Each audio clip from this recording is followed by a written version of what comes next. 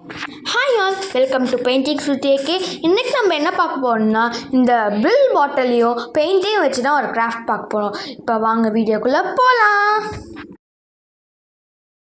இப்போ பவுல் எடுத்துக்கோங்க. நான் இதை வச்சு ஒரு டேபிளில் வைக்கிற ஒரு திடீர்னு பேர் வர மாட்டேங்குது ஃப்ரெண்ட்ஸ். ஸோ அதில் வைக்கிற மாதிரி பண்ணலான் இருக்கேன். ஸோ அதுக்கு ஃபஸ்ட்டு நீங்கள் தண்ணி ஊற்றிக்கோங்க, அதுக்கப்புறம் பெயிண்ட்டை போட்டுக்கோங்க, நல்லா மிக்ஸ் பண்ணணும், உங்களுக்கே தெரியும். ஸோ இப்போ மிக்ஸ் பண்ணணும்.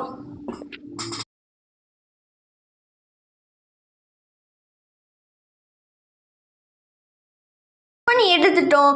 இப்போ அந்த பிக்சரில் வர மாதிரி தான் நான் மிக்ஸ் பண்ணிகிட்டு இருந்தேன். அவ்வளோ ஒன்றும் பெருசாக நீ என்ன மிக்ஸ் பண்ணிட போகிறேன்னு கேட்காதீங்க. நான் அந்த பெயிண்ட்டு காஞ்சி போய் ஒரு நிலைமையில் இருந்தது, அது எனக்கு தான் தெரியும்.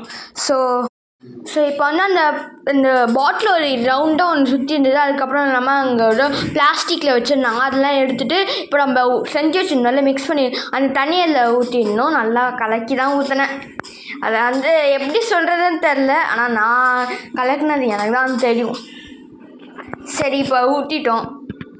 நெக்ஸ்ட்டு நம்ம ஆயில் எடுத்துக்கலாம்ல, அந்த ஆயிலில் உங்களுக்கு கிளிட்டர் இருந்தால் அதை மிக்ஸ் பண்ணிக்கோங்க. நம்ம என்கிட்ட இப்போதைக்கு கிளிட்டர் பெயிண்ட் தான் இருக்குது. ஸோ நான் அதை மிக்ஸ் பண்ணிக்கிறேன்.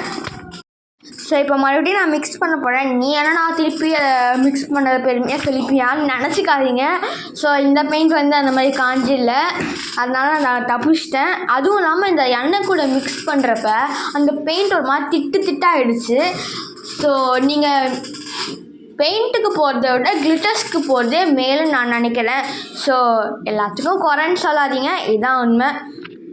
அதுக்கப்புறம் நான் கொஞ்சம் கம் ஆட் பண்ணியிருந்தேன். ஏன்னு கேட்காதீங்க, நான் அந்த வாட்டரோட திக்னஸ் திடீர்னு இப்படியாவது திக்னஸ்க்காக அதை இது பண்ணியிருந்தேன்.